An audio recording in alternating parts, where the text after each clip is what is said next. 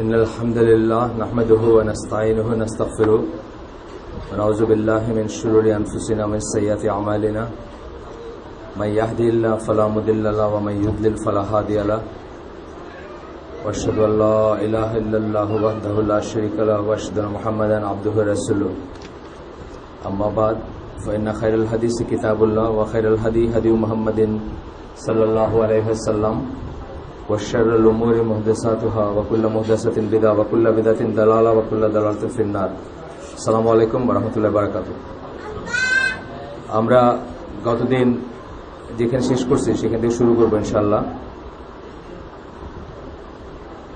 Rights of the children ছিল শেষ যে এই বইটার নাম হচ্ছে problems Muslims face in today's world আজকের পৃথিবীতে মুসলিমরা যেসব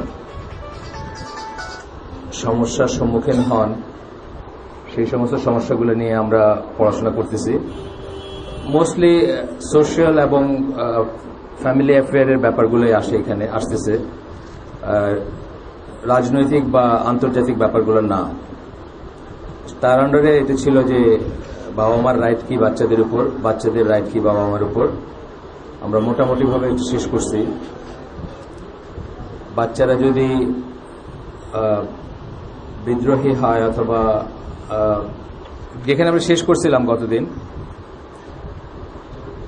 যে বাচ্চারা যদি আমাদের কথা না শুনে আমরা একটু চিন্তা করতে পারি যে এখানে আমাদের কোনো রোল আছে কিনা বা এটা আমাদের আসলে বাচ্চাদের বড় করার পুরো ব্যাপারটা এমন যে প্রতিটি ফ্ল যেটা আসবে আপনি ঘুরে ফিরে দেখবেন যে এটা আপনার উপর চলে আসবে বাচ্চা নিয়ে আপনার যত কমপ্লেন আছে প্রতিটি কমপ্লেনের এইটা দেখবেন যে ঘুরে ফিরে আপনার উপর আসবে আপনি এটা ইনিশিয়েট করছেন বা আপনি এটার হোতা বা এটার পিছনে কারণটা আপনি যেমন ধরেন আমরা অনেক ডিসকাস করি এগুলা বাট আজকে হয়তো সেটার সাবজেক্ট না যে একটা বাচ্চাকে প্রাইমারিলি বাবা মা মানে সময় দিতে না পেরে অ্যাটেনশন দিতে না পেরে কিন্তু অনেক জিনিস ঘুষ দেয় সেই ঘুষ দেওয়ার ভিতরে video game cartoon TV internet আরও অনেক কিছু এখন তো অনেক রকম ডিভাইসেস আছে আর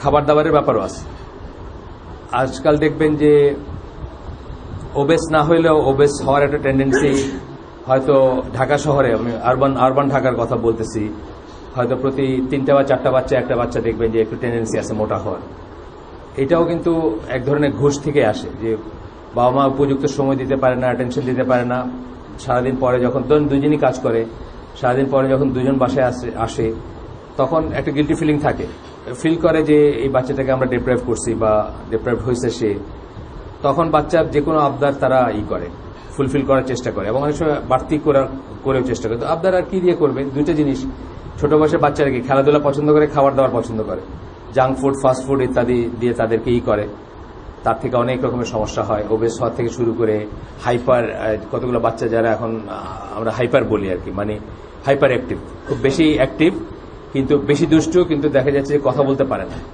সমস্ত ওই এনার্জি ওই দুষ্টামির দিকে চলে যায় এরকম আছে কিন্তু বাচ্চারা তো এর পেছনে রিজন হচ্ছে কি দেখবেন হয়তো কোন একটা ফুড ইনগ্রেডিয়েন্ট যেটা ঠিক না যেমন ধরেন এমএসজি বলে ওই ফাস্টফুডগুলোতে থাকে মনোসোডিয়াম গ্লুটামেট এই জিনিসটা খুব ক্ষতিকর বাচ্চাদের গঠনের জন্য বড় হওয়ার জন্য বা মানে ব্যালেন্স একটা ইসের জন্য তো সমস্ত ফাস্টফুডে থাকে দেখবা মানে কি বলে নুডলসে থাকবে তারপরে ইসে থাকবে চিপসে থাকবে এই ধরনের যত কুড়মুড়ি কি সব আছে না ওই যে চিজ কার্লস যত যা পাওয়া যায় ওয়েস্টার্ন ওয়ার্ল্ডে যা পাওয়া যায় যেগুলো আমরা এখানে তাদের অনুকরণে এখানেও আমরা খাইতে শুরু করছি বা প্রডিউস করতে শুরু করছি সো এগুলো থেকে তারপরে দেখা গেল একসময় আপনার কথা শোনে না অথবা ধরেন আমরা টিভির যে এফেক্টটা বলি অনেকখানি বলা আছে যে টিভিতে কি হয় তার খণ্ডিত মনোযোগ হয় অনেক সময় সে আপনার সাথে কথা বলতেছে কিন্তু তার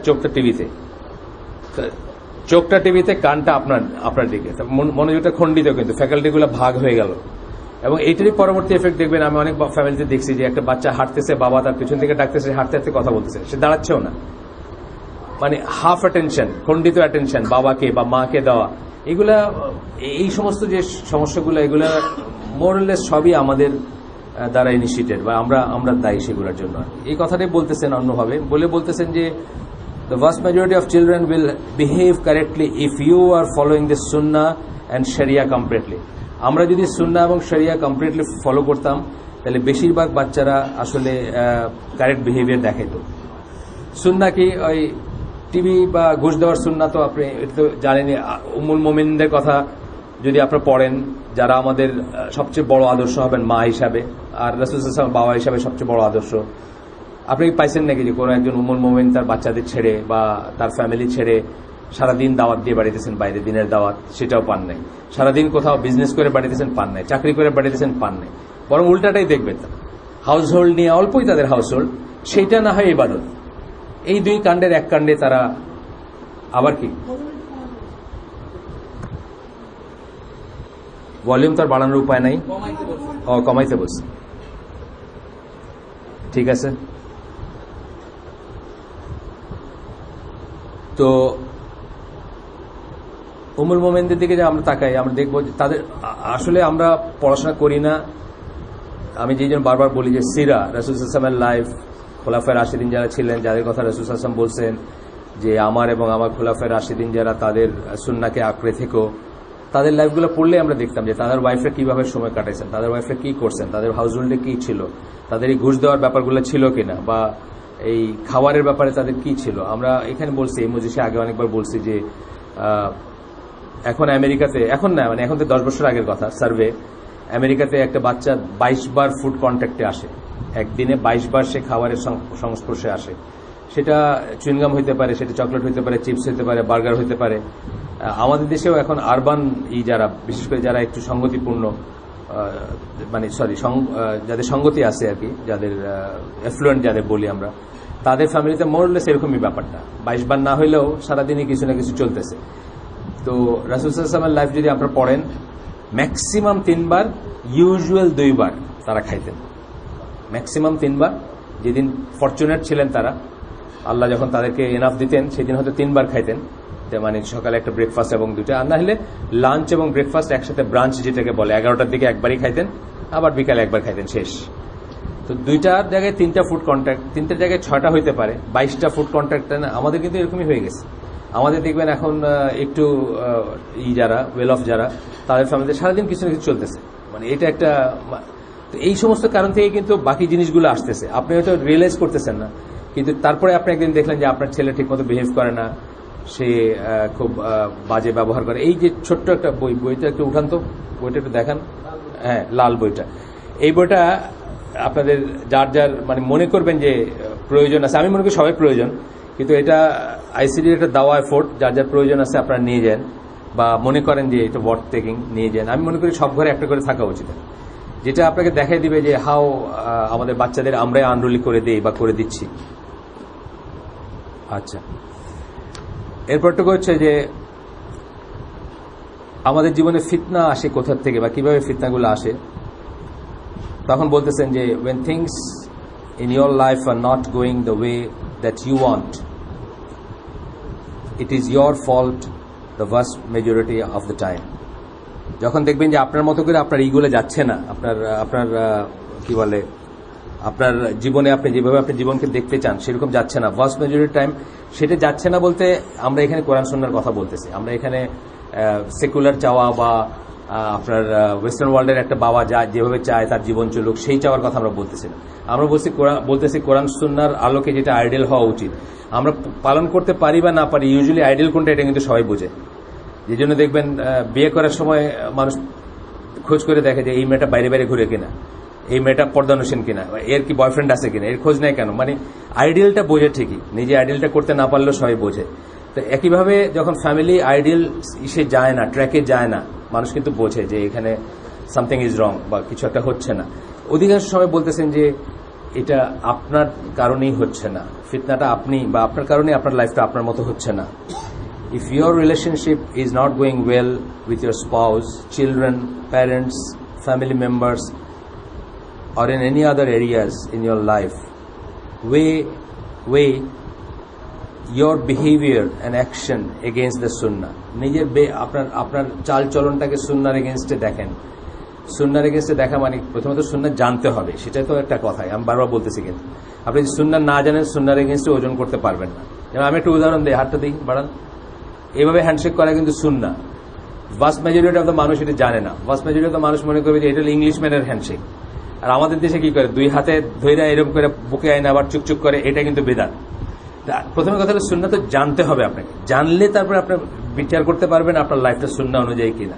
এটাই কিন্তু সুন্না, দেখতে যত খারাপই লাগুক এটাই সুন্না। আপনার কাছে মনে হতে পারে যে এটা তো কেমন যেন একটু রুড মনে হইতেছে, একটু ইংলিশম্যান মনে হইতেছে, কিন্তু এটাই ছিল মুসাফার সুন্নাহ তরিকা। তো আগে সুন্নাটা জানবো আমরা ইনশাল্লাহ, এবং জানলে তারপরে চেক করতে পারবো যে আমার জীবনটা সুন্নাহ অনুযায়ী যাচ্ছে কিনা। যেমন ধরেন রাত্রে আগে ঘুমানো, আমি অনেক কষ্ট করতেছি, এটা নিয়ে স্ট্রাগল করতেছি নিজে। আমার ওয়াইফের এটা স্বভাবগত ছিল, তারপরে এখানে যেমন মামুনের স্বভাবগত আছে আমি জানি, 9টা হইলেই চোখ লাল হয়ে যায় 9:30 ভিতরে বা 10টার ভিতরে বিছানায়। এটা কিন্তু একটা এসেনশিয়াল সুন্নাহ এবং এফেক্টিভ সুন্নাহ। এইটা একটা চেইন অফ ইভেন্টকে ডিফাইন করবে, পরবর্তী 24 ঘন্টার চেইন অফ ইভেন্টসকে এইটা ডিফাইন করবে। আমাদের ঢাকা শহরে নাকি এখন মানুষ দাওয়াত খেতে যায় রাতে 10টায়, মানে অভিজাত যারা তাদের দাওয়াত শুরু হয় 10টায়। সে ঘুমাবে কখন, খাবে কখন আর ঘুমাবে কখন, এগুলা মানে এই যে ওয়েইং বলতেছে, ওয়েইং হলে আপনাকে আগে জানতে হবে যে তারা কি করতেন। তারা এশার নামাজের পরে আর তাদের কোনো অ্যাক্টিভিটি ছিল না। এশার নামাজ কয়টা হয় আমাদের দেশে? আমাদের পাড়ায় এখন 8টায়, আমি জানি না, কোনো কোথাও কোথাও 8:15 হয়েছে, 8:15 হয়েছে। তাহলে আপনার এশার নামাজের পরে অ্যাক্টিভিটি নাই মানে কি? You should be in bed by 9 something, 9:15 এরকম। কিন্তু দেখবেন আপনি, আমি নিশ্চিত যে এই মজলিসেরও সব ভাইরা, এটা তো রিলেটিভলি বেশি প্র্যাকটিসিং একটা গ্রুপ, বাই এই মজলিসেরও দেখবেন হয়তো আমরা 12টার আগে ঘুমাইতে যাই না, 11টার আগে ঘুমাইতে যাই না। এইভাবে আর কি প্রত্যেকটা জিনিস দেখবেন যে ওইটার একটা এফেক্ট আছে for rest of the day, rest of the life and your entire life. হয়তো এই একটা জিনিসের এফেক্ট চলতে থাকবে। ফজরে উঠতে আপনার খুব কষ্ট হয়, আপনার বাচ্চার খুব কষ্ট হয়, বাচ্চারা উঠাইতে পারেন না, মানে 7 বছর থেকে এই করবেন না, 7 বছর থেকে আপনি নিজে উঠতে পারেন না, বাচ্চারা উঠাবেন কেন? তো এই সমস্ত কিছুর কিন্তু পেছনে দেখবেন যে আপনার বিহেভিয়ার, আপনার লাইফস্টাইল, আপনার নর্মসগুলো সুন্নাহ না। আর সেটার প্রথম স্টেপ হবে সুন্নাহ সম্বন্ধে আপনি জানবেন যে হোয়াট ইজ সুন্নাহ। অনেক সময় আমরা একটা বেদাতকে সুন্নাহ মনে করি, যেমন যে হাত মিলানোর কথা বললাম, এই বেদাতটাকে আমরা সুন্নাহ মনে করি বিকজ আমরা জানি না, আমরা পড়ি নাই, কখন আমরা পড়ি নাই, আমরা আল্লাহ রসুলের লাইফ পড়ি নাই বা সুন্নাহ সম্বন্ধে পড়ি নাই। এরকম অনেক জিনিস আছে যেগুলোকে আমরা মনে করতেছি যে ধরেন পেশাব করে 40 কদম হাঁটা, এটাকে কিন্তু বাংলাদেশে সিলেটের গ্রামে তো একেবারে নিয়ার ওয়াজিব মনে করে এটাকে। আমি দেখছি মসজিদের সামনে গেলে দেখবেন মানুষ হাঁটাহাঁটি করতেছে, অথচ কি একটা কেমন দৃষ্টিকটু, একদিকে অশ্লীল একটা জিনিস, এবং মানে ইসলামে দিনটাকে একটু অন্যরকম করে দেয় না। মানে এই শোটা, ইফ সামওয়ান এই পিকচার, এই ছবিটাকে কেউ যদি গ্রহণ করে নিয়ে যদি কোথাও দেখায় যে দেখো মুসলমানরা মসজিদের সামনে এই কাজটা করে, আর কি এই কেমন একটা ডিমিনিং মনে হয় না ইসলামের জন্য, সুন্নাতের নাই। কিন্তু এটাকে আমরা সুন্নাহ বা ওয়াজিব মনে করে থাকি, মানে গ্রামগুলাতে অথবা আপনার বাংলাদেশ, পাকিস্তান, ইন্ডিয়া পার্টিকুলারলি আমি দেখছি আর কি। বাইরে আমি এটা দেখি নাই, সৌদি আরব বা অন্য জায়গায় এটা তারা জানেও না হয়তো, মানে এরকম সাচ থিং, এরকম যে কিছু এক্সিস্ট করে এটাই জানে না। তো যাই হোক, মানে আল্লাহ রাসূল তো বলেই গেছেন যে এমন একটা সময় আসবে যখন মানুষ বিদআতকে সুন্নাহ মনে করবে এবং সুন্নাহকে বিদআত মনে করবে। আজকে ঠিক ওই সময়টাই চলতেছে।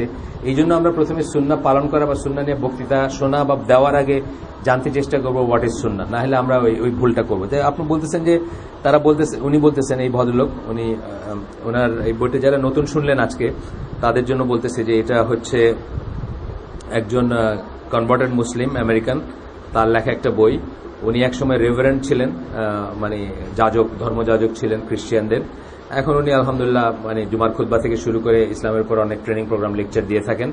এবং এই বইটার পাবলিশার হচ্ছে সৌদি আরবের ইন্টারন্যাশনাল ইসলামিক পাবলিশিং হাউস। ইংরেজিতে পাওয়া যায়, অন্য ল্যাঙ্গুয়েজও থাকতে পারে, কারণ অ্যারাবিক নাম দেখতেছি এখানে লেখা, হয়তো থাকতে পারে অ্যারাবিকে। যাই হোক, তারপরে বলতেছেন যে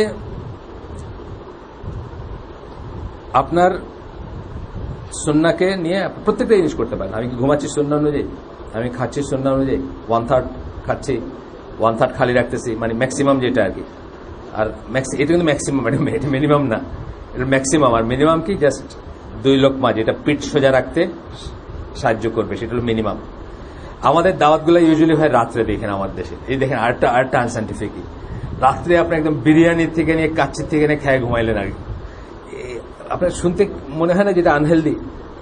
মানে যারা ডিফেন্স ফোর্সে কাজ করছেন, এখানে কে আছেন, ই ভাই আছেন না, ই ভাই ইঞ্জিনিয়ার সিরাজউদ্দৌলা ভাই আছেন, ডিফেন্সে বা জাহাজে যারা কাজ করছেন, আমার ডিনার কটা হয়? 6টা সাড়ে 6টায়। 6টা সাড়ে 6টায় খাওয়া শেষ, কিন্তু এন্টায়ার রাতটা আপনার অ্যাসিমিলেশনের জন্য পাইলেন। পরদিন সকাল 7:30 থেকে 8:30টার ভিতরে ব্রেকফাস্ট। এটা দেখেন, এটা কিন্তু সুন্নার সাথে যায়। আপনি সুন্না দেখেন ঠিক এরকমই দেখবেন আপনি। কিন্তু আমরা কি পেট ভর্তি করে বিরিয়ানি খায়া, রাত্রে 10:30টার দাওয়াতে বিরিয়ানি খায়া 11টার সময় ঘুমাইতে গেলাম। সেকেন্ড সুন্না, সুন্না বিরুদ্ধ ব্যাপার। জানতে হবে এগুলা, যে কোথায় কোথায় ফ্লটা আসতেছে বা কোথায় আমরা সুন্নাতে বের হয়ে যাচ্ছি। Are you acting the way the prophet সাল্লাল্লাহু আলাইহি ওয়াসাল্লাম উড হ্যাভ অ্যাক্টেড? যে কোনো একটা সিচুয়েশন আল্লাহ রাসূল সাল্লাল্লাহু আলাইহি ওয়াসাল্লাম যেভাবে অ্যাক্ট করতেন বা রিয়েক্ট করতেন, আপনি কি সেইভাবে অ্যাক্ট বা রিয়েক্ট করতেছেন? ওয়াইফের সাথে বিহেভিয়ার থেকে শুরু করে বাচ্চাদের সাথে বিহেভিয়ার। আমি এখানে বারবার বলছি যে বাচ্চারা যতই করুক, আনরুলি হোক বা যতই হোক, তাদের কিন্তু রাগ করে বকা দেওয়া যাবে না, রাগ করে মাইর দেওয়া যাবে না। আপনার রাগের ভেন্টিংটা ওর বকায় বা মাইরে হবে না। তাকে বকা দিবেন, প্রয়োজনে প্রহারও করতে পারেন, কিন্তু সেটা হবে শুধুমাত্র তাকে শুধরানোর জন্য। আপনার রাগের ভেন্টিং হবে না, সেটা বহুবার বলছি আমরা। এইটা যেমন একটা বিহেভিয়ার, আপনার বিহেভিয়ার মানে আপনার অ্যাক্ট বলতেছেন, অ্যাক্ট মানে অ্যাকশনটা, আপনি কিভাবে অ্যাক্ট এবং রিয়েক্ট করতেছেন সেটা কি আল্লাহ রাসূলের মতো করতেছেন? আপনি নিজের জাজ, আপনি নিজেই জিজ্ঞেস করতে পারেন এই সিচুয়েশনে উনি কি করতেন বা উনি কি করছেন।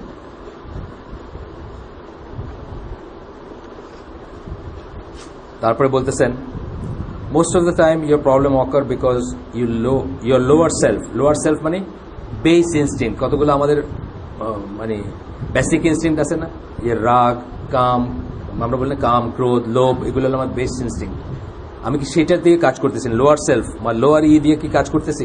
ওটাই কাজ করতেছে আমার রাগটা, আমার ইটা। আর ইগোর থেকে হচ্ছে কিনা? আমি বলছি এটাই ঠিক।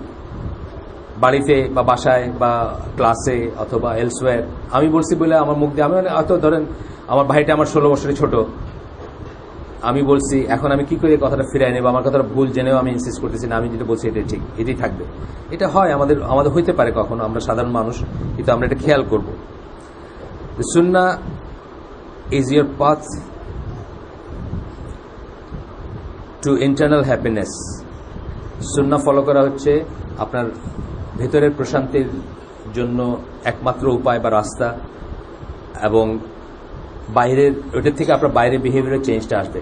আপনার এখানে কিছু কিছু ভাই আছেন, নতুন আসছেন আজকে হয়তো, বা প্রথম শুনতেছেন কথাগুলো, তাদের কাছে হয়তো একটু অপরিচিত লাগতেও পারে। স্কলাররা বলেন যে সুন্নাহ সমান হচ্ছে দিন, ইকুয়েশন হিসাবে যদি আমরা দেখি, মানে কোয়ান্টিটেটিভ কোয়ালিটেটিভ যাই বলেন, আমরা যদি একটা ইকুয়েশন হিসাবে করতাম, তাহলে সুন্নাহ সমান দিন, নো সুন্নাহ নো দিন, এটা হচ্ছে কথা। আর সুন্নাহ বলতে এখানে যেটা বোঝানো হয় যে প্রায়োগিক দিন যেটাকে বলে, ধরেন আল্লাহ কোরআনে বলছেন সালাত কায়েম করো, কিন্তু সালাতটা কিভাবে কায়েম করতে হবে এটা কিন্তু সুন্নাহ থেকে শিখছি আমরা। আপনি সুন্নাহ বাদ দিলে এটা জানতেনই না সালাত কিভাবে কায়েম করতে হয়, সালাত কিভাবে আদায় করতে হয়। হজ করতে বলছেন আল্লাহ কোরআনে বলছেন, কিন্তু সুন্নাহ যদি বাদ দেন আপনি জানবেন না যে কিভাবে হজ করতে হয়। সুন্নাহ হচ্ছে প্রায়োগিক দিন, সুন্নাহ ছাড়া কোনো দিনের অ্যাপ্লিকেশন নেই। আর আমাদের দিনটা শুধু থিওরিটিক্যাল লেভেলে বা একটা পলিমিক্স মানে কি বলে ওই তর্কতর্কের লেভেলে একটা যুক্তিতর্কের ব্যাপারের ভিতর শেষ না। আমাদের দিনটা প্রয়োগ না করলে কি আমরা কি জানি? দিনে ইসলাম আমাদের আল্লাহ সুন্নাহ জামার মতে ইমানের ডেফিনেশন কি? মুখেই করা, ঘোষণা করা, অন্তরে বিশ্বাস থাকা এবং কাজে প্রয়োগ করা, তিনটা মিলায় কিন্তু ইমান। এর একটা কাটা গেলেও কিন্তু আপনার ইমান আইদার নাই অথবা অপরিপূর্ণ অথবা সাংঘাতিক রকম। প্রথম দুটো ছাড়া তো নাই আপনার ইমান, আর প্রয়োগ করা ছাড়া আপনার ইমান হয়তো নাই অথবা থাকলেও খুব মানে খুব বিপজ্জনক অবস্থায় আছে।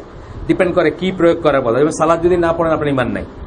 আহলে সুন্নাহ যাওয়ার মতে যে সালাদ পরিত্যাগ করে সে মুসলিম না।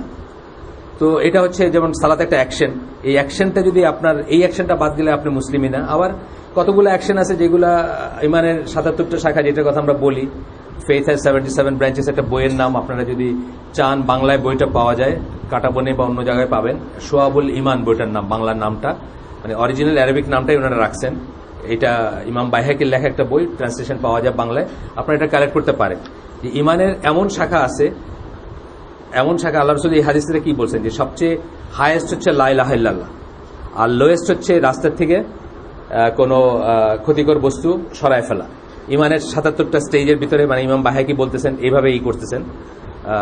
অরিজিনালি সে 70 বা 70 প্লাস এরকম আর কি এটা আসছে অরিজিনাল হাদিসের কথাটা আসছে, ওইখান থেকে উনি বইটা লিখছেন যে ফেইথ এর 77 ব্রাঞ্চেস, বইটার ইংলিশ নাম, আর অ্যারাবিক নাম হচ্ছে সোয়াবুল ইমান বা ইমানের শাখাগুলা বা ইত্যাদি। তো যাই হোক, এখন কথা হচ্ছে যে এই যে বললাম যে ইমানের 77টা শাখার ভিতর কোনোটা ছাড়া আপনি আর মুসলিম নাই, যেমন লা ইলাহা ইল্লাল্লাহ ছাড়া আপনি মুসলিম না, অথবা আপনি যদি সালাত পরিত্যাগ করেন আপনি মুসলিম না। আবার কোনোটা আছে যেটা এই যে রাস্তার থেকে ক্ষতিকর বস্তু কলার চোখলা উঠে ফাড়াই দিলেন, এইটা ছাড়া আপনি তথাপি মুসলিম, ঠিক আছে, কিন্তু আপনার ইমানটা পরিপূর্ণ হইল না। এটা হইলে আপনি পরিপূর্ণ ইমানের দাবিটা করতে পারতেন। এই আর কি, এইভাবে চিন্তা করা উচিত। তো আপনার নো সুন্না নো দিন বললাম আমরা, যে সুন্না সমান দিন একটা ইকুয়েশন বলতে পারতাম, উল্টাভাবে বলতে পারতাম নো সুন্না নো দিন। সুতরাং আমরা ইনশাল্লাহ সবাই এখানে যারা আছি, যারা নতুন যারা পুরান, সবাই রাসূল সাল্লাল্লাহু আলাইহি ওয়াসাল্লামের লাইফ পড়ার চেষ্টা করব, একাধিক পড়ার চেষ্টা করব। সিরার ব্যাপারে আপনি দেখবেন একটা সিরাতে একজন যেটা হাইলাইট করছেন আরেকজনটা বলেনই নাই, এই জন্য দেখবেন প্রতিটি সিরা আপনাকে এমন কিছু দিবে যেটা অন্যটা পান নাই আপনি। আমি এই যে কয়েকদিন আগে গ্রুপে একটা পোস্ট দিয়েছিলাম, ওই যে গ্রুপে না, এটা বোধহয় আমি ব্লগে দিয়েছিলাম, তবে গ্রুপের লিঙ্ক দিয়েছিলাম, যে আবু বকর রাদিয়াল্লাহু আনহুর যে এইটা এই যে স্পিচটা, যেটা পৃথিবীর শ্রেষ্ঠ স্পিচের একটা বলা হয়, 60 সেকেন্ডেরও কম সময় এটা আন্দাজ করা হয়েছে, যেটার ডিউরেশনটা 60 সেকেন্ডেরও কম সময়, কিন্তু এটা পৃথিবীর সবচেয়ে মানে জ্ঞানগর্ভ এবং সারগর্ভ বক্তৃতার একটা আর কি। এই জিনিসটা এখন একজন সিরার লেখক বার্নাবি রজারসন উনি এটাকে খুব হাইলাইট করছেন, খুব বড় করে দেখেছেন, আরেকজন এটা উল্লেখই করেননি। এটা তো আল্লাহ রাসূল সাল্লাল্লাহু আলাইহি ওয়াসাল্লামের মৃত্যুর পরের কথা, মৃত্যুর পরে কি করছিল সেটা বলতে গিয়ে ওইখানে উনি আর একটু এক্সটেন্ড করে এটা বলছেন। এইভাবে একটা না বা একটা নাম করা সিরা পড়লেন, রাহিকাল মকতুম পড়ছেন, আর বাকি আর কিছু লাগবে না, এরকম না, এগেন এন্ড এগেন পড়বেন এবং একাধিক পড়বেন। তাহলে দেখবেন যে একটা দিক যেটা হাইলাইট করেন না একজন আরেকজন সেটা করছেন, এবং সাথে আসহাবে রাসূলের কাহিনী মার্কা বইগুলো পড়বেন, না হইলে অন্তত 4 জন খলিফার লাইফটা পড়বেন, তাহলে আপনি সুন্নাহ কি জানবেন। সুন্নাহ কি জানলে তখন আপনি নিজের ভিতরে কোন সুন্নাহর কোন জিনিসটা মিসিং, কোন জিনিসটা সুন্নাহ অনুযায়ী না, সেটা আন্দাজ করতে পারবেন এবং তখন সেটা ক্যারেক্ট করতে পারবেন। না জানলে ক্যারেক্ট করতে প্রশ্নই আসে না, আপনার কাছে তো স্কেলটাই নেই যেটা দিয়ে আপনি নিজেকে মাপবেন। সুতরাং সুন্নাহ, রাসূলের লাইফ একটা ওয়ে জানা, হাদিস পড়া একটা, এই হাদিস সহিহ হাদিসের বই পড়া এটা একটা ওয়ে, বা সাহাবীদের লাইফ পড়া এটা একটা ওয়ে। এগুলো থেকে আপনি চেষ্টা করবেন ইনশাআল্লাহ। এখানে আরো অনেক কথা আছে, একই লাইনের কথা, আমরা সেটা গেলাম না, আমরা নতুন চ্যাপ্টারে আসি। এটা খুব important, preventing problems with neighbours. এটা অত্যন্ত ইম্পর্টেন্ট জিনিস। নেইবার্স তো আমরা চিনি না আজকাল ঢাকা শহরে, মানে যারা অ্যাপার্টমেন্টে থাকি, ভেরি অনেস্টলি, মানে এখানে যারা আছি আমরা হয়তো আমাদের নেক্সট ডোর নেইবারের নাম জানি না, আমার পাড়ায় একজন লোক মারা গেলেন এবার, পাড়ার মসজিদে হয়তো আসতেন না তিনি, যাই হোক সাংবাদিক ছিলেন, আমি চিনলামই না সে কে, অথচ আমার উল্টা বাসা, জাস্ট উল্টা সাইডের যে বিল্ডিংটা, 9 তলা বিল্ডিং এ 4 নং 36টা ফ্ল্যাট আছে ওইখানে, তার কোন একটা বাসিন্দা আমি কোনোভাবেই চিনলাম না। আমি তো এই পাড়ায় অনেক বছর থাকি, কোনোভাবেই চিনলাম না যে উনি কে বা কে হইতে পারেন আর কি। ওনার ছেলে পেলেগুলো আসলো যে জানাজার সময়, তাদেরকে দেখে মনে হলো না আমি তাদের কোনোদিন দেখছি। এগুলো কেন? এগুলো এই জন্য যে সোশ্যাল ইন্টারাকশন অলমোস্ট নীল। আমরা আপনাকে অনেকদিন বলছি, বারবার বলছি বা আগেও বলছি যে ইসলাম এবং কুফর, যেটা বা দিন ইসলাম এবং দিন আল কুফর, বা একজন মুসলিম এবং কাফের, আমাদের ওয়ার্ল্ড ভিউগুলা বা আমরা পৃথিবীকে কিভাবে দেখবো একেবারে ডায়ামেট্রিক্যালি অপোজিট দেখবেন। অনেক স্কলার বলছেন যেটা মিরর ইমেজের মতো, আপনি আয়নায় দাঁড়ালে কি দেখেন, আপনাকেই দেখেন কিন্তু সবকিছু উল্টা দেখেন। আপনার ডান সাইডটা ওই লোকের বাঁ সাইড, আপনার বাঁ সাইডটা ওই লোকের ডান সাইড, তাই না? আয়নায় দাঁড়ালে যেটা দেখেন। তো কুফর আর ইমানের কথা বলছে একদম মিরর ইমেজ আর কি, কিন্তু উল্টা আর কি, সবকিছু উল্টা এরকম। আমি যা জাহাজ চাকরি করতাম, এক ইন্ডিয়ানই ছিল, ওই যে ক্যাপ্টেন ছিল, মূর্তি, সাউথ ইন্ডিয়ান। তো আমি তার একদিন বলতেছি যে মানে মিউজিকের কথা বলতেছি, যে মিউজিক এন্ড সিঙ্গিং ইন ইসলাম, এই নিয়ে কথাবার্তা বলতে গিয়ে বলতেছে যে ঘরের এই যে খুব সম্ভবত এই কথাটা বলছে যে রহমতের ফেরেশতা আসে না যেখানে।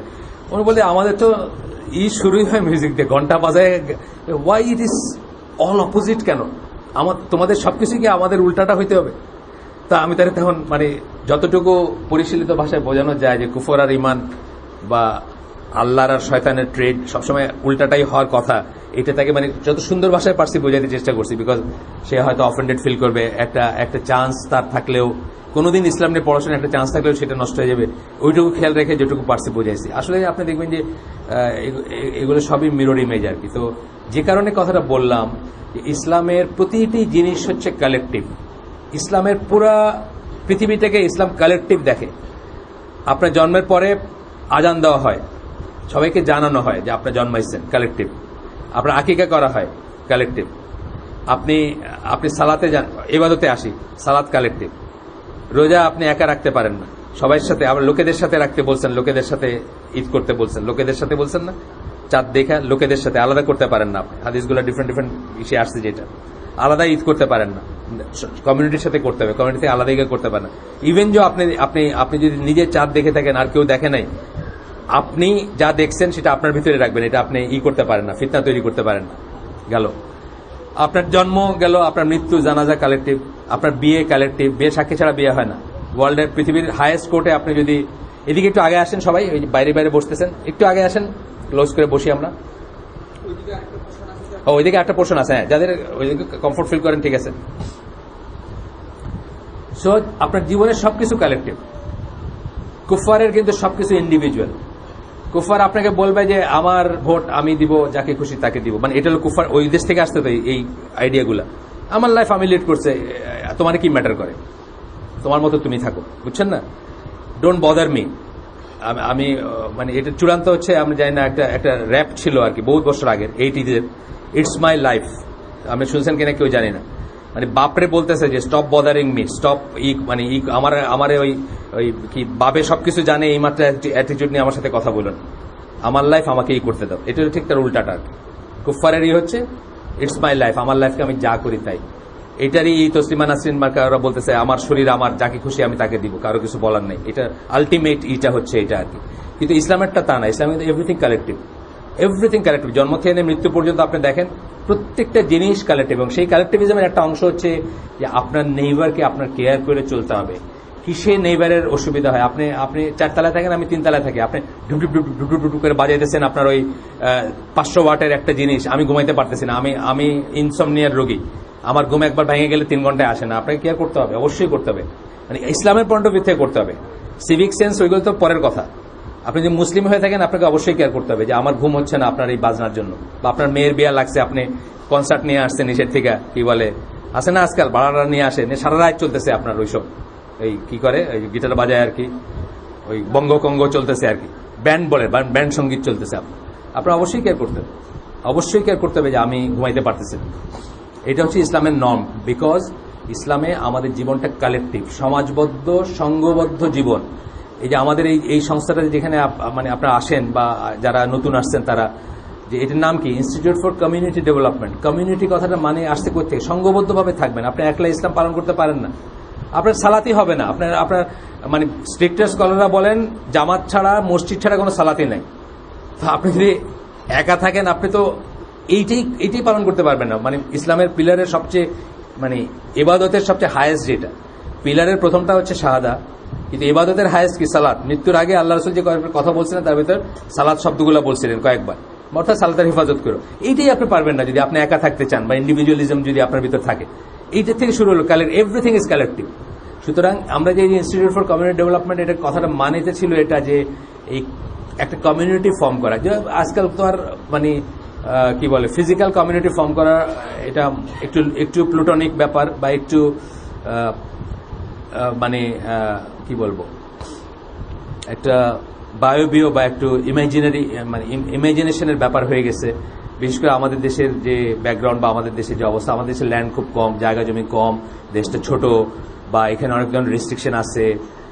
আমেরিকাতে ধরেন অ্যামিশরা থাকে এরকমভাবে, অ্যামিশরা তারা আলাদা জায়গায় থাকে, পেনসিলভানিয়াতে, নিউ জার্সিতে থাকে, খ্রিস্টান তারা, কিন্তু তারা আলাদা থাকে। তারা ইলেকট্রিসিটি পর্যন্ত গভর্নমেন্ট থেকে নেয় না, নিজেদের ইলেকট্রিসিটি দরকার নিজেরা জেনারেট করে। সাধারণত তারা ইলেকট্রিসিটি ব্যবহারই করে না, কোথাও যদি ব্যবহার করতে হয় সেটা নিজেরা জেনারেট করে, নিজেদের ঘর নিজেরা বানায়। ওই কেউ বিয়ে করতে সুন্নাহর সাথে কিন্তু অনেক মিলবে দেখলে, মানে বাচ্চা ছেলে 18 বছর, 19 বছর, 20 বছরের ছেলেরা বিয়ে করবে, সারা কমিউনিটি মিলে হাতে কাজ করে তার ঘর বানায় দিবে, তার সংসারে যা যা লাগে এটা জুড়ে দিবে, তারপরে সে বিয়ে করে নতুন সংসারে ঢুকবে, বুঝছেন না? সমাজবদ্ধভাবে বসবাস করে, সবাই সবাইকে চিনে, সবাই সবাই সুখ দুঃখ শেয়ার করে। এটা ইসলামিক ছিল, আমরা এখন এর থেকে অনেক দূরে চলে গেছি। বাট এইটারই একটা অবিচ্ছেদ্য অংশ হচ্ছে আপনার নেইবারের আপনার উপর যে হক। এই হকটা এত বড় যে একসময় সাহাবীরা ভয় করতেন যে তাদেরকে উত্তরাধিকারী বানায় দেওয়া হয় কিনা, অর্থাৎ আপনি মারা গেলে নেইবার আপনার ইসের একটা অংশ পাওয়া যায় কিনা, এইটা সাহাবীরা মনে করতেন যে হয়তো এইরকম একটা ইনজাংশন আসতে পারে বা এরকম একটা আসতে পারে। সাহাবীরা এবং তখনকার মানুষরা মনে করতেন নেইবারিটিতে এত ছিল। কিন্তু আজকে আমরা কি বললাম একটু আগে, যে আমার উল্টা দেশে আমারটা 25 গ্রিন কর্নার, আমার উল্টা বাসাটা 24 গ্রিন কর্নার, 9তলা অ্যাপার্টমেন্ট, 4 নং 36টা আছে, উপরে আবার আছে তাদের, যাই হোক হয়তো 36টা অ্যাপার্টমেন্ট বা একটু কম হইতে পারে, 2টা কম হইতে পারে, 34টা অ্যাপার্টমেন্ট আছে। তার ভিতরে একটা বাসিন্দা মারা গেছেন, তার জানাজা হলো, আমি তাকে নামে অথবা তার বাচ্চাদের দেখে চিনলাম না যে এরা কোনোদিন এই পাড়ায় ছিল বা এই পাড়ার বাসিন্দা। তার কারণ কি, আমাদের জীবনটার কালেকটিভ নাই। হয়তো সেই বাচ্চাগুলার মসজিদমুখী না, মসজিদে হয়তো আসে না, হয়তো উনি ভদ্রলোক নিজেও আসতেন না, সাংবাদিক ছিলেন কোনো একটা পত্রিকা, যাই হোক আমি জানি না কোন পত্রিকার, হয়তো উনি নিজেও মসজিদে আসতেন না। মসজিদে আসলে তো মিস করার উপায় নাই, কারণ আমি তো দেখি নামে না চিনলেও হয়তো নাম প্রত্যেকের বলে দিতে পারবো না আপনাদেরকে, প্রত্যেকটা ফজরে আসা মানুষকে আমি চিনি না। ফজরে কটা মানুষ আসে, ধরেন আমার মসজিদে হয়তো 30টা মানুষ আসে, এই 30টা মানুষকে আমি প্রতিদিন দেখি। মানে জুমার কথা আমি বলতেছি না, জুমার সব মানুষের নাম আমি বলতে পারবো না, বা সবাইকে আমি চিনি এটা বলতে পারবো না। অনেকের চেহারাও হয়তো আমার দেখে মনে হবে যে জীবনে দেখি নেই, কারণ আমাদের জুমায় হয়তো ধরেন এখনকার জুমায় হয়তো 600-700 মানুষ আসে, 6তলা 5তলা মসজিদ হয়তো, আমি বলতেছি জাস্ট রাফ এস্টিমেট। কিন্তু ফজরে যারা আসে তাদেরকে প্রত্যেককে আমি চিনি, যারা রেগুলার ফজরে আসে। তো এইটাই যদি কালেকটিভিজমের এইটাই মানে এইটার সাথে ইট গোজ হ্যান্ড ইন হ্যান্ড, যে আপনি আপনার নেইবারের সুখ দুঃখ জানবেন। একদিন নামাজে আসেন, আপনার খবর পড়ে যাবে, কেন উনি তো রোজ আসেন, আজকে আসেন নাই কেন, ওনার কি হয়েছে। যারা একটু গ্রামে যেটা হয়, এই সূত্র ধরে কিন্তু আপনার বাড়িতে চলে আসবে, আজকে আপনার ফজরে দেখলাম না, বলেন না কোমরের ব্যথাটা একটু বাড়ছে, এইভাবেই তো জানা হয় কোমরের ব্যথাটা একটু বাড়ছে, শীত বাড়ছে, কোমরের ব্যথাটা একটু বাড়ছে, আজকে যাইতে পারিনি, উঠছিলাম ঠিকই কিন্তু মনে হলো যে যাইতে খুব কষ্ট হবে। So you know each other, এইভাবে নেইবারেরই প্রতিষ্ঠিত হয়। এগুলো সব আসলে একটা প্যাকেজ, বুঝছেন তো, হোল জিনিস। ইসলামটাকে কিন্তু হোল পরিপূরণ করতে, মানে হোল পরিপূর্ণভাবে পালন করতে হবে। পরিপূর্ণভাবে পালন না করে পার্টলি মানে অর্ধেক করবো না, এটা করা সম্ভব না। যেটা যে মুরাদ হফম্যান, যার কথা আমি বলি, উনি কিন্তু আমার আইডিয়াল না, আবারও বলে নিচ্ছি। কোনো স্কলারকে বা কোনো মানুষকে যদি আমি রেফার করি বা কেউ রেফার করে, আপনাকে ধরে নেওয়া উচিত না যে এই মানুষটা সবকিছু একেবারে ডিটেও আমরা ফলো করবো, তা না। কিন্তু ওনার একটা কথা আমার খুব ভালো লাগছিল, উনি বলছিলেন যে ইসলামী রাষ্ট্রগুলার কথা বলছিলেন বা মুসলিম দেশগুলোর কথা বলছিলেন, এগুলাকে কি করে শাসন করা হবে বা এগুলার শাসন প্রক্রিয়ার কথা বলতে গিয়ে বলছিলেন যে ইমানটা কোনো ওভারকোট মার্কা জিনিস না। ওয়েস্টার্ন ওয়ার্ল্ডে আমরা এই যে থিয়েটারে বা কোনো বক্তৃতার হলে যদি ঢুকি, তখন ওভারকোটটাকে বাইরে একটা বলে একটা জায়গায় রাখার জায়গা থাকে, সেখানে জমা দিয়া অনেক সময় একটা স্লিপ নিয়ে যেতে হয়, অথবা অনেক সময় স্লিপ ছাড়াই ওখানে জমা দিয়ে চলে গেলেন, ক্লোকরুম বলে আর কি, ওইখানে জমা দিয়ে যেতে হয়। তো বলতেছেন ইমানটা কোনো ওভারকোটের মতো জিনিস না যে ক্লোকরুমে জমা রেখা আমি পার্লামেন্টের ভিতরে ঢুকলাম, পার্লামেন্টে সব আল্লাহ বিরুদ্ধ কাজগুলো করলাম আর সব, বুঝছেন না, কুফরি কাজগুলো করলাম, বাইরের সময় আবার ক্লোকরুম থেকে যেভাবে ওভারকোট পরে ইমানটা পরে গেলাম। এটা আল্লাহ এটা সিস্টেম রাখেননি। ইমানটাকে সবসময় ধারণ করতে হবে, এটা চাইলে খুলে রাখা যাবে না। আমরা অনেকে বিয়ের সময় খুলে রাখি, খুব রিলিজিয়াস ফ্যামিলি দেখবেন বিয়ার দিন বলতেছে আজকে তো একদিনই বিয়া, জীবনে তো বিয়া একবারই হয়। আচ্ছা আজকের জন্য নাইলে মেয়েটা সাহায্য করছে স্টেজে বসে থাকুক, মানুষে তারা দেখে দেখে যাক। এটা হলো ওই মেন্টালিটি যে একদিনের জন্য ইমানটা খুলে রাখা যায়, আবার পরদিন করে ফেলা যাবে না, এটার উপায় নেই, এটার রাস্তা নেই। ইমানটা সার্বক্ষণিক, আর সার্বক্ষণিক দেখেই এটা একটা হোল প্রেসক্রিপশন। আল্লাহর দিনটা হচ্ছে একটা হোল প্রেসক্রিপশন এভরিওয়্যার। আপনি রাসূলের লাইফ, এই জন্য বলতেছি রাসূলের লাইফ পড়বেন। আর তার চেয়ে শর্টকাট একটা কিছু জিনিস আছে, যেমন ধরেন prayers of the last prophet, একটা অডিও পাওয়া যায়, আপনার সিডিও পাওয়া যাবে, ক্যাসেটও পাওয়া যাবে, অনলাইনেও ফ্রি পাইতে পারেন, আমি জানি না। Prayers of the last prophet, এটা কি করে শুরু করছে? সকালে উনি ঘুম থেকে উঠলেন, বিছনায় বসার থেকে শুরু হলো, টয়লেটে যাওয়া, ঘর থেকে বাইর হওয়া, মসজিদে যাওয়া, মসজিদ থেকে ফেরা, দরজায় নক করা, প্রত্যেকটা জায়গায় যে সমস্ত দোয়াগুলা, এই দোয়াগুলা বলছে এবং হাদিসগুলা বলছে। এইখানে আপনি দেখবেন, এটাই যদি শুধু এই ক্যাসেটটাও যদি আপনি খেয়াল করে শোনেন বা এই সিরিজটা যদি খেয়াল করে শোনেন, আপনি দেখবেন যে এটা একটা হোল প্রেসক্রিপশন।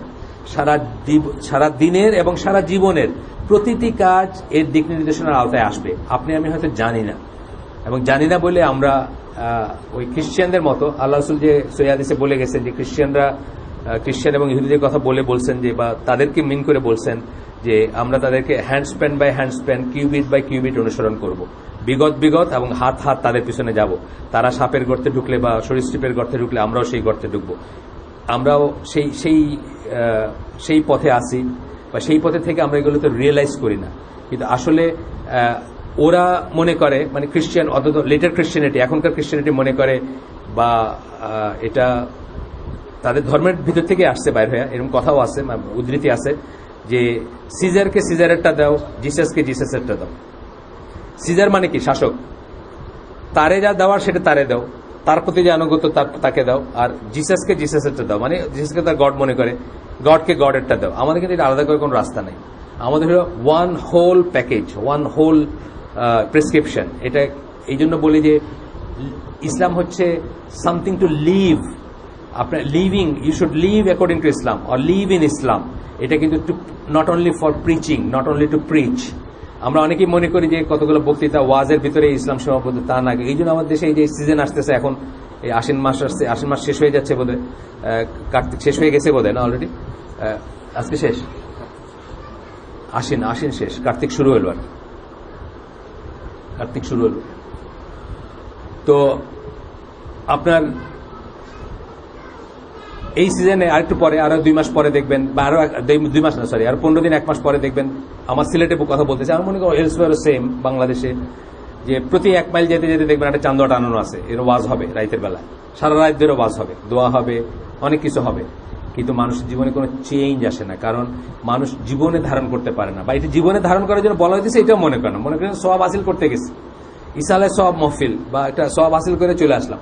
আইসাই যে লোকটা শুনে আসলো, সে আইসাই দেখবেন যে আপনার তেলের সাথে মোবিল মিলাইতেছে, অথবা চিনির সাথে ইউরিয়া মিলাইতেছে।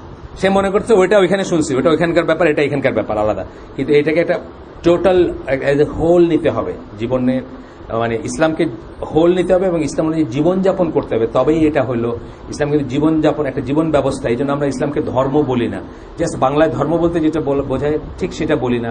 আমরা যারা একটু কনসিয়াস তারা এটাকে ধর্ম না বলে বলার চেষ্টা করি জীবন ব্যবস্থা, way of life. Way of life বলার কারণ হচ্ছে এটা যে আপনার জীবনের প্রত্যেকটা জিনিস, আমি কি ঠিক বলছি? হ্যাঁ ঠিক বলছি। হয়তো আমার একটু ভয় পাওয়া দিচ্ছেন, 1 মাস আমার জীবন দিয়ে গেল গিয়ে নাকি আমি চিন্তা করতে শুরু করছি। কার্তিক শেষ মানে তো অগ্রহায়ণ শুরু, বুঝছেন?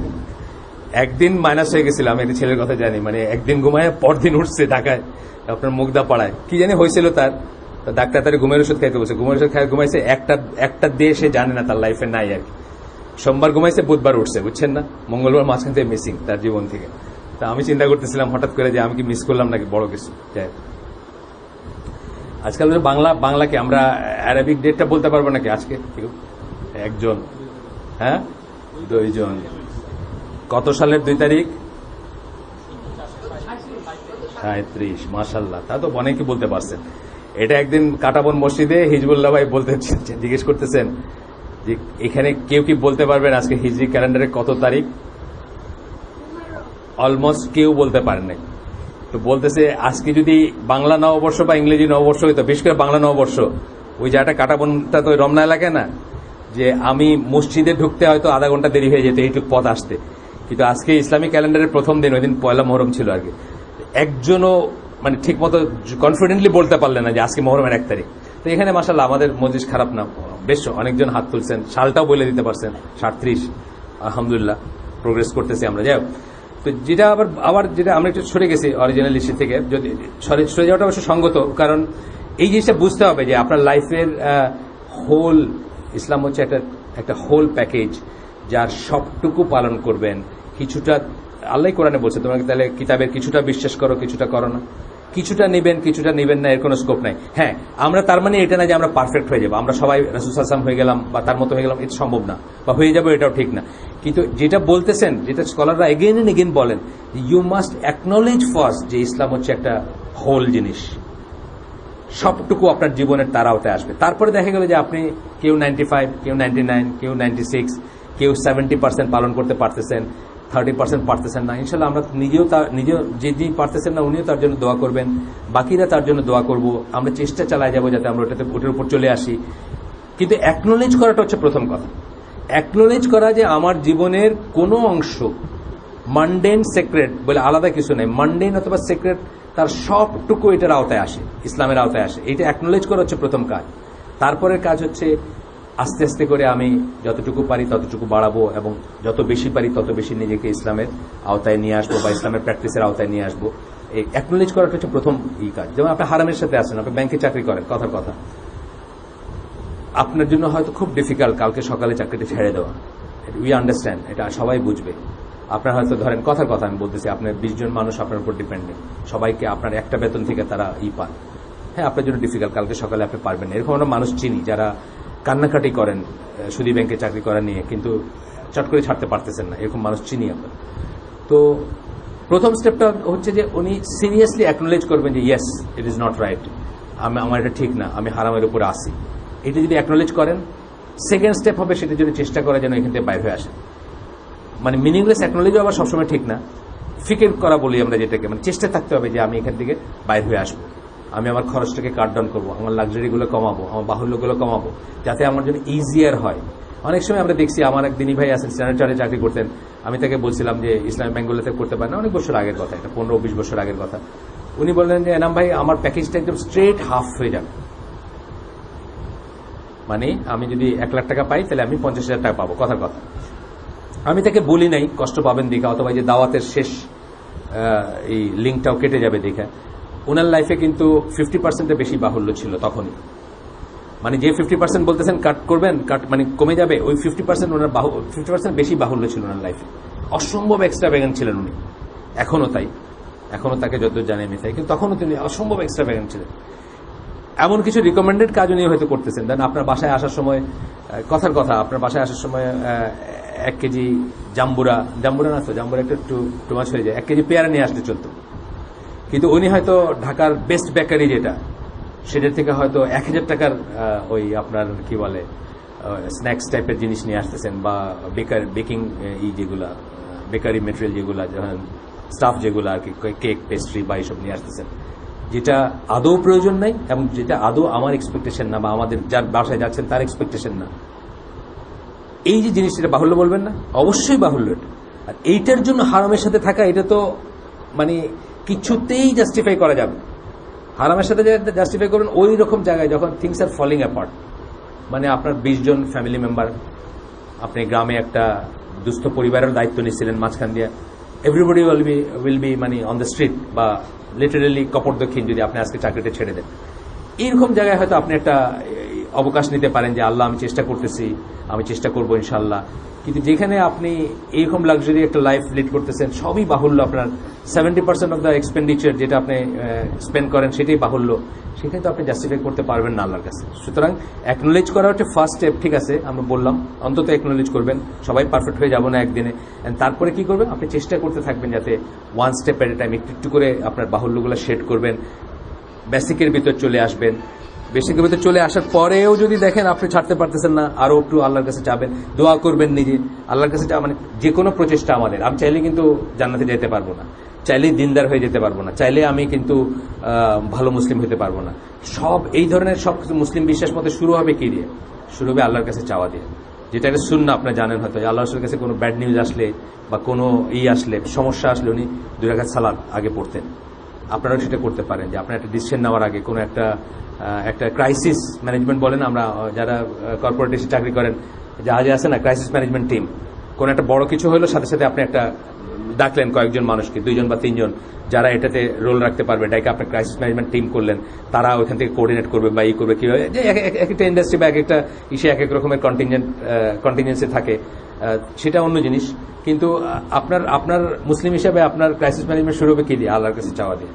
সেটা যাই হোক, আপনার গাড়ি অ্যাক্সিডেন্ট করছে, আমাদের এক দিনী ভাই আছেন, ওনার ট্রান্সপোর্ট ব্যবসা আছে, আমার সাথে কথা বলতেছেন, হঠাৎ আসলে যে বেনাপোল থেকে আসতেছিল, রাস্তায় গাড়ি অ্যাক্সিডেন্ট করছে। এটা ক্রাইসিস তো ওনার ওনাকে একটা ডিসিশন দিতে হবে যে এখন এই গাড়িতে যে কাভার্ড ভ্যান আর কি, এই গাড়িতে যে জিনিসগুলো আছে এইগুলা কি কারো ডাইকা ট্রান্সফার করবেন, নাকি এই গাড়িতেই ঠিক করে আনার চেষ্টা করবেন? মানে অনেক ডিসিশন আছে না, থানায় খবর দিবেন নাকি কি বেস্ট হবে। কিন্তু মুসলিমের একটা, যে কোনো ভালো মুসলিমের কি হবে, প্রথমে সে আল্লাহর কাছে সাহায্য চাবেন। আমরা ইস্তেখারা যেটাকে বলি, ইস্তেখারা মানে কিন্তু একটা খায়ের চাওয়া। ইস্তেখারা মানে কিন্তু টস না, অনেকে আমরা মনে করি টস, হেড না টেল এরকম জিনিস, তা না। কিন্তু ইস্তেখারা মানে হচ্ছে খায়ের চাওয়া। যেহেতু আল্লাহ তার ডিভাইন উইজডমে পাস্ট প্রেজেন্ট ফিউচার, উপর নিচ, কাল পরশু, আজ, আগামী 1000 বছর, আগামী 5000 বছর সব জানেন। সুতরাং আল্লাহ যেটা জানেন আমরা সেটা জানি না, এটা অ্যাকনোলেজ করে আল্লাহর কাছে চাওয়া যে আল্লাহ আমাকে বেস্ট যেটা হবে, আমার জন্য যেটা করণীয় সেদিকে গাইড করে, এটাই ইস্তেখারা। এটা সালাতুল হাজাতও সিমিলার জিনিস। আপনি যখন ফিল করলেন যে আপনি একটা ক্রাইসিসে আছেন, আপনি আল্লাহর সামনে দাঁড়ালেন, প্রথম কান্নাকাটিটা তার কাছে করলেন। এটা কিন্তু আমরা আলটিমেট অফ তাওহীদ বলি এখানে, অনেকবার বলছি না? ইবনে আব্বাসকে আল্লাহ রাসূল সাল্লাল্লাহু আলাইহি ওয়াসাল্লাম কি বলছেন একটা হাদিসে, সহিহ হাদিসে, যে তুমি যদি কিছু চাইতে হয় আল্লাহর কাছেই চাও, কারণ সমস্ত জাতিসমূহ একত্রিত হয়ে তোমার যদি কোনো ক্ষতি করতে চায় সেটা করতে পারবে না যতক্ষণ আল্লাহ সেটা স্যাংশন না করছেন, আর সমস্ত জাতিসমূহ একত্রিত হয়ে তোমার যদি কোনো লাভও করতে চায় সেটাও করতে পারবে না যতক্ষণ আল্লাহ সেটা স্যাংশন করছেন। এইটা হচ্ছে আলটিমেট অফ তাওহীদ। এটা যদি আপনি বুঝতেন তাইলে যার দেওয়ার ক্ষমতা আছে তার কাছে চাইতেন, আর কারো কিছু দেওয়ার ক্ষমতা নাই আসলে। এবং এই কথাটা আল্লাহ যারা কোরআন পড়াশোনা করেন, কোরআন তিলাওয়াত করেন রেগুলার অর্থসহ, তারা হয়তো জেনে থাকবেন যে সূরা সাবার 22, 23, 24 নম্বর আয়াতে এই কথাটা আল্লাহ একদম পরিষ্কারভাবে, এটা নিয়ে স্কলাররা অনেক কি করছেন, গবেষণা করছেন এই 3টা আয়াত নিয়ে, পেপার আছে, ইবনুল কাইমের পেপার আছে এই 3টা আয়াতের উপরে, যে আল্লাহ এখানে কি বলছেন, এই মহাবিশ্বে কেউ কিছুর মালিক না, কেউ কিছুর অংশীদার না, কেউ কিছুতে আল্লাহর সাহায্যকারী না। আল্লাহ আসতে বলছেন যে আল্লাহর অনুমতি ছাড়া কেউ কোনো সুপারিশ করতে পারে না। তাহলে কে তোমাদেরকে কি দিবে? ঠিক না কথাটা? এটা আমি সবসময়, এটা ইটসেলফ একটা পেপার। তারপরেও আজকে আমরা যেহেতু আমাদের কিছু নতুন ভাইরাদের উপস্থিতি জানতাম আমরা যে তারা আসবেন, সেই হিসাবে যখন আমরা কথা বলতেছি, আমরা বেসিক নিয়ে, এগুলো কিন্তু বেসিক কথা ইসলামের, এগুলো কিন্তু ইসলামের গোড়ার কথা, একদম বেসিক কথা কিন্তু এগুলো। তো এখানে কি বলতেছেন আল্লাহ, আপনাদের একটু বলি, একটু আরেকদিন আমাদের হায়াতে না কুলাইতে পারে, আপনাদেরও কারো হায়াতে না কুলাইতে পারে, খুব ইউনিক একটা মানে বিষয় এটা। আল্লাহ বলতেছেন যে অ্যাটম পরিমাণ, কিন্তু আল্লাহ অ্যাটম কথাটা ইউজ করছেন, অ্যাটম পরিমাণ কিছুরও কেউ মালিক নাই মহাবিশ্বের। তা আমি ধরেন এই পাড়ায়, এই শ্যাকের টেকের এই বাসাটার এই পাড়ায় আসছি বেড়াইতে চিটাগং থেকে, আমার একটা গাড়ি আছে, রাত্রে রাখার জায়গা নেই, এই বাসাটা খালি পড়ে আছে, আমি জানি এদের একটা গ্যারেজের একটা পার্কিং স্পেস আছে যেখানে আমার গাড়িটা রাতের জন্য রাখতে পারি। আমি কি করব, আমি মালিকের খোঁজ করব, এই বাসার মালিককে, তাকে বলা যায় কিনা যে ভাই আজকে রাতের মতো আমার গাড়িটা আপনার থাকবে। আমি শুনলাম যে মালিক ইংল্যান্ডে থাকে, এখানে থাকে না। নেক্সট আমি কার খোঁজ করব, অংশীদার কেউ আছে কিনা।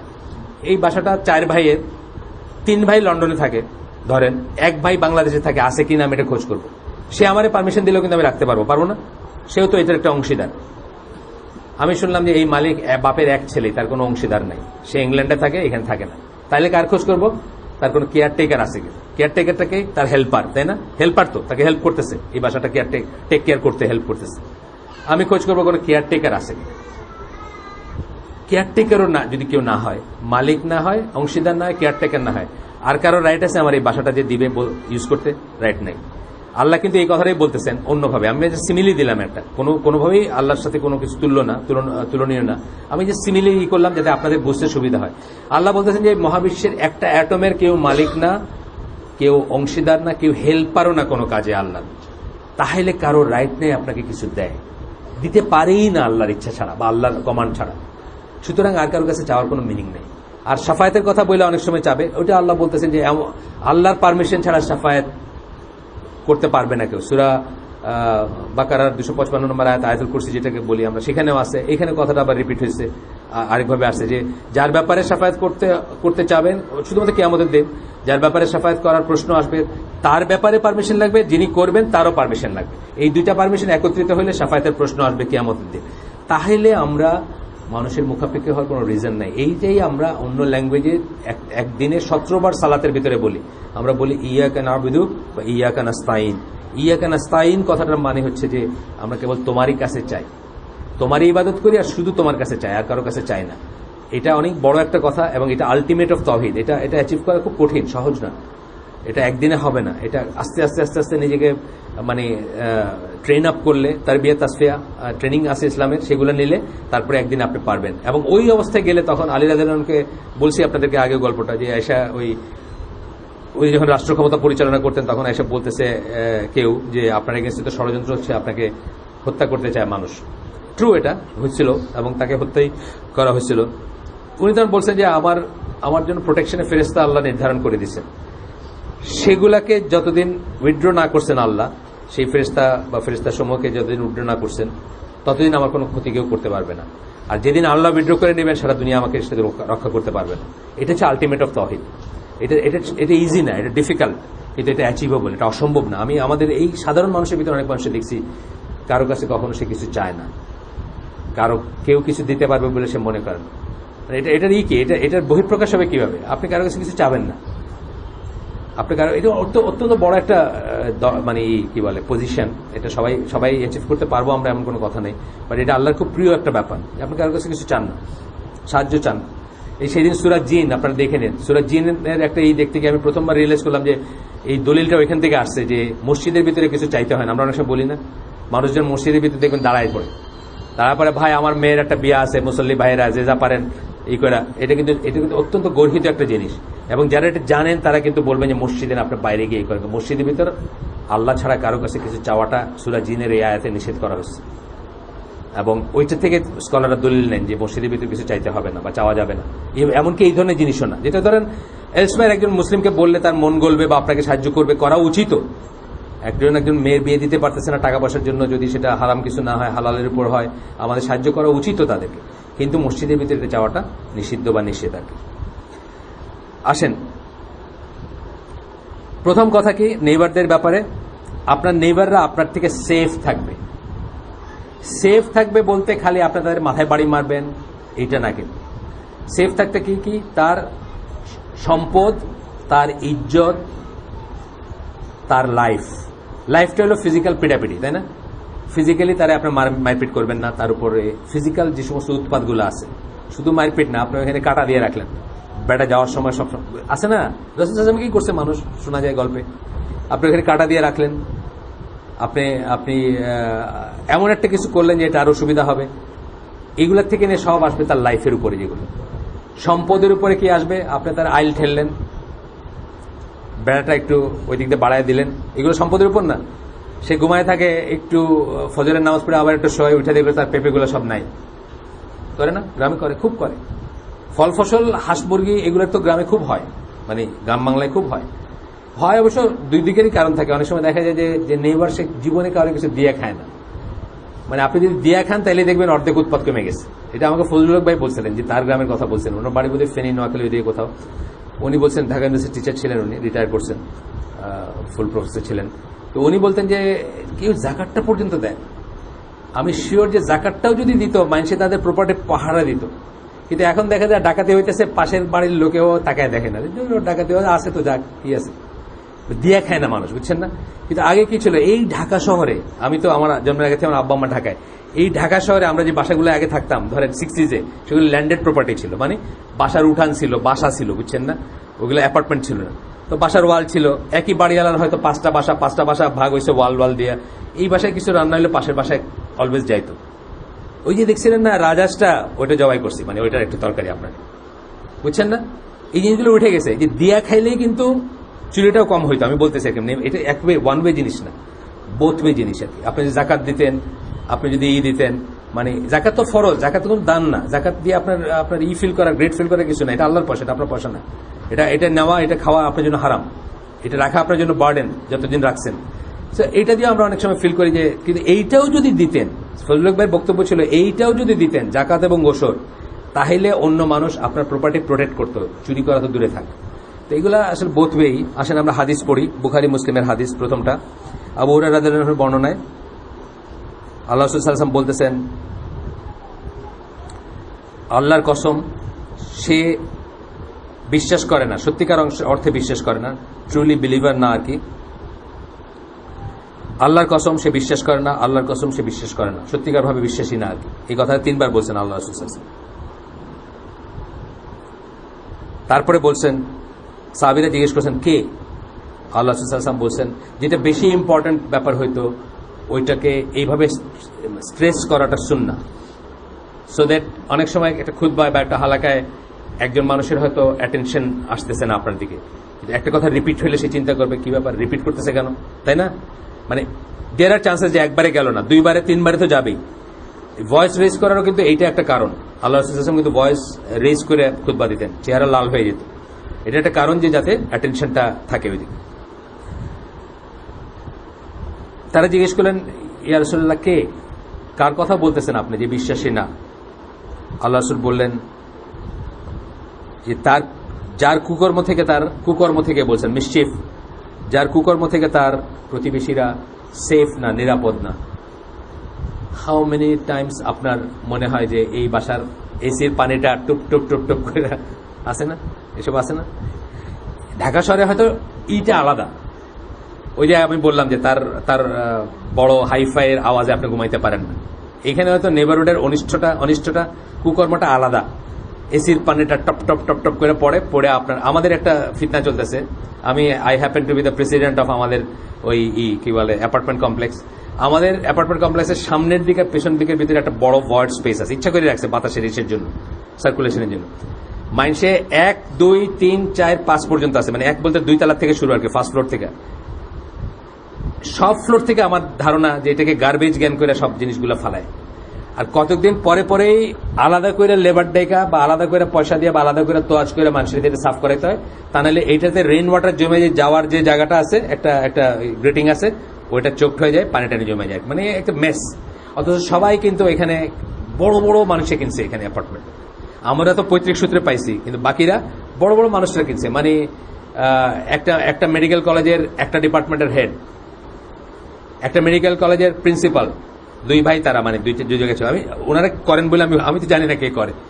যখনই জিজ্ঞেস করবেন কেউ করে না, এটা জিন বুতে করে আর কি। যদি কখনো জিজ্ঞেস করেন কেউ করে না এটা। যখন সবাই এগ্রি করবে, সবাই সাইন করবে যে আমরা সবাই তো এগ্রি করছি যে এখানে কেউ কিছু ফেলবে না।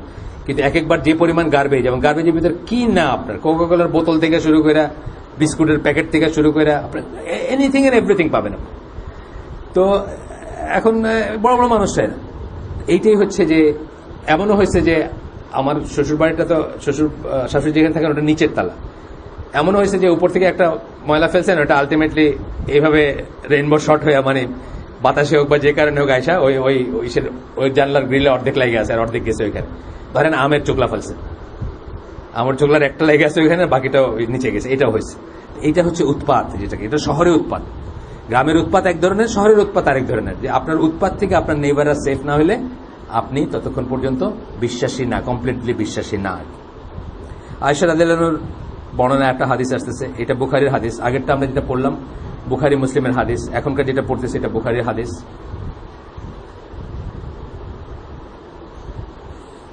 আল্লাহ রাসূল সাল্লাল্লাহু আলাইহি ওয়াসাল্লাম বলতেছেন, জিবরাইল আলাইহিস সালাম আমাকে এমনভাবে বলছেন, আমাকে মানে কাকে? রাসূল সাল্লাল্লাহু আলাইহি ওয়াসাল্লামকে বলছেন। মানে বলার দরকার ছিল না, কিন্তু তাও বলতেছেন কেন? এটার ইম্পর্টেন্স বোঝাইতে বলছেন। উনি যেন এটা রিলেট করেন অন্যদের কাছে, কারণ ওনার চরিত্রে এই জিনিসগুলো স্বভাবগতভাবেই ছিল না?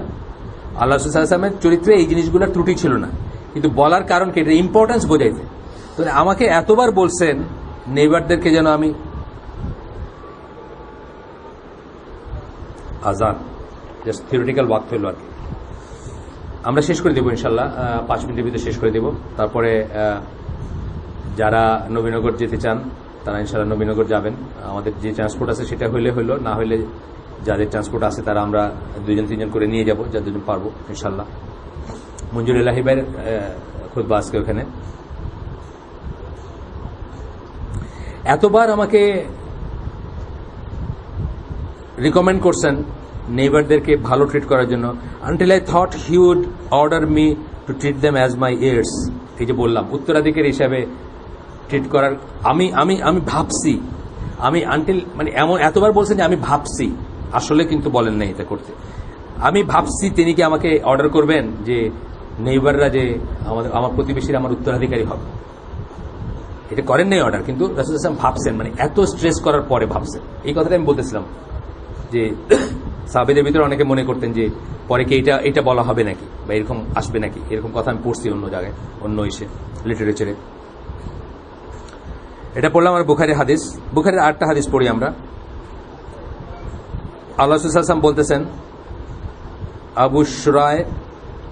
আবু শুরায় আল খুজাই রাদিয়াল্লাহু আনহুর বর্ণনা আসছে।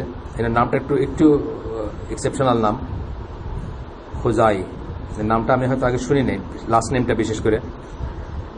এই বইতে পড়তে গিয়ে, এই বইটা আমি পড়ছি আগে, আপনাদের পড়ানোর আগে আমি শেষ করছি, তো এই বইটা পড়তে গিয়ে আমি বোধহয় প্রথম শুনছি।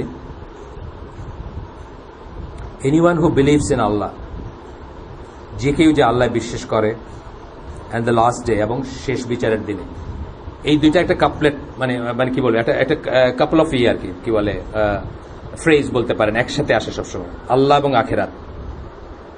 আপনি কিন্তু নামাজ পড়ে বলেন নাই আল্লাহ, কারণ নামাজ অনেক মুনাফিকও পড়বে, নামাজ অনেক মুনাফিক পড়বে। আল্লাহ কি দিয়ে বলছেন? আল্লাহ এবং আখেরাতে যারা বিশ্বাস করে, আখেরাতে যে বিশ্বাস করবে, আনসিনে বিশ্বাস করবে। আখেরাতে বিশ্বাস করি না দেখেই ঠিক মতো আমরা অনেক কিছু ছাড়তে পারি না। আখেরাতে ঠিক মতো যেভাবে বিশ্বাস করা উচিত সেভাবে বিশ্বাস করি না দেখে আমরা আখেরাতকে দুনিয়ার দামে বিক্রি করি, দুনিয়া অর্জন করতে গিয়ে আখেরাত বিক্রি করে দিই। এমনকি প্র্যাকটিসিং মুসলিমের যদি কোনো একটা ডায়ার সিচুয়েশন আসে, যখন একটা চুজ করতে হবে তাকে, আইদার আখেরাত আর দুনিয়া, সে দুনিয়া চুজ করবে মোস্ট অফ দ্য কেসে। তার কারণ কি? আমরা আখেরাতে ওইভাবে বিশ্বাস করি না যেভাবে বিশ্বাস করা উচিত, আল্লাহ ওইভাবে বিশ্বাস করি না যেভাবে বিশ্বাস করা উচিত। এই জন্য দেখবেন কোরআনে যে আয়াতগুলোতে ইমানের শর্ত করা হয়েছে, সেখানে এইরকম টার্ম আল্লাহ ইউজ করছেন, আল্লাহ এবং আখেরাতে যারা আশা রাখে, আল্লাহ এবং আখেরাতে যারা বিশ্বাস করে, এইটা। কারণ এই দুটো গোজ হ্যান্ড ইন হ্যান্ড। আল্লাহ বিশ্বাস করা মানেই আখেরাতে বিশ্বাস করা। আখেরাতে বিশ্বাস তখনই করবেন যখন আল্লাহ বিশ্বাস করবেন আপনি। তো বলতেছেন যে যারা আল্লাহ এবং আখেরাতে বিশ্বাস করে, should be good to his neighbour, তার প্রতিবেশীর প্রতি যেন সে ভালো হয়, প্রতিবেশীর জন্য যেন সে ভালো হয়, বা প্রতি সে ভালো আচরণ করে বা ভালো হয়। Anyone who believes in Allah and the last day should be generous to his guest. যে আল্লাহ এবং আখিরাতে বিশ্বাস করে সে তার অতিথিকে যেন জেনারাসলি ট্রিট করে। জেনারাসলি ট্রিট করা মানে কি? তার যে তৌফিক আছে সে যেন হোল্ড না করে, তার যে তৌফিক আছে সেটা দিয়ে সে যেন জেনারাসলি ট্রিট করে। আপনার আল্লাহ আপনাকে অনেক দিচ্ছেন, শুকরিয়া করে শেষ করতে পারবেন না। আপনার গ্রাম থেকে একটা লোক আসলো, আপনার তারে 2টা শুকনা বিস্কুট, 1 গ্লাস পানি ধরাই দিলেন, এটা না আর কি। মানে জেনারেসলি ট্রিট করা মানে হচ্ছে আপনার তৌফিক অনুযায়ী আপনি তাকে যতটুকু ভালোই করতে পারবেন সেটা। আমি একটা গল্প শুনছি, সত্য মিথ্যা জানি না, যে মোল্লা ওমর নিয়া, উনি তো মারা গেছেন রাহিমাহুল্লাহ, ওনাকে নিয়ে একটা গল্প শুনছি যে উনি নাকি খুব মোটা রুটি আর মোটা ডাইল খাইতেন আর। তো একটু উঁচু মতো একটা জায়গায় বসে খাইতেছেন, ওনার গেস্ট, একটা গ্রুপ অফ গেস্ট খাইতেছেন একদম বিরিয়ানি টিরিয়ানি মার্কা জিনিস নিয়ে। তো তখন ওনাকে প্রশ্ন করা হয়েছিল যে কি ব্যাপার, মানে 2 রকমের কেন মেনু? উনি বলছে যে এইটার জন্য কোনো হিসাব নাই, এটার জন্য হিসাব আছে। এইখানে কি করলাম এটার জন্য হিসাব আছে, ওইটার জন্য কোনো হিসাব নেই, কারণ আল্লাহ বলছেন জেনারেসলিতে। এইটা হয়তো সেটার একটা মিনিং আর কি, generously to his guest, generous to his guest. Anyone who believes in Allah and last day should say what is good or be silent. 3টা কথা বললেন, 3টা কথাই কিসের? ইমানের শর্ত। কিন্তু এইভাবে কথা বলা মানে কি? যদিও আল্লাহ রাসূল এটা উল্লেখ করে দেন না যেগুলো ইমানের শর্ত, কিন্তু যে কেউ যে এটা বিশ্বাস করে বলে যখন বলতেছেন, এগুলো কিন্তু ইমানের শর্ত, বা ইমান যে আছে আপনার, তার ম্যানিফেস্টেশন বা তার আলামত। কি বললেন? নেইবারের প্রতি ভালো থাকতে বললেন, গেস্টদের প্রতি জেনারেস হতে বললেন, আর হয় ভালো কথা বলতে বললেন, না হয় চুপ থাকতে বললেন। তা আমরা আজকের আয়োজন শেষ করে দিই এখানে। এরপরে আমরা সালাতে যাব ইনশাল্লাহ। নতুন ভাইদের নিয়ে আমরা আরেকটু বসবো পরে, সেটা আলাদা একটা ব্যাপার। সুবহানাকাল্লাহুম্মা বিহামদিকা আশহাদু আল্লা ইলাহা ইল্লা আনতা আস্তাগফিরুকা ওয়া আতুবু ইলাইক। আপনারা আজকে যা শুনলেন তার ভিতরে যদি লাভজনক কিছু হয়ে থাকে, বেনিফিশিয়াল কিছু যদি হয়, শুনে থাকেন, সেটা সম্পূর্ণ কৃতিত্ব আল্লাহর, সমস্ত প্রশংসা আল্লাহর। কিন্তু হার্মফুল কিছু শুনে থাকলে সমস্ত ব্যর্থতা আমার এবং শয়তানের। আল্লাহ আমাদেরকে যা শুনছি ভালো, তার উপর আমল করার তৌফিক দেন। আসসালামু আলাইকুম রহমতুল্লাহি ওয়া বারাকাতুহু।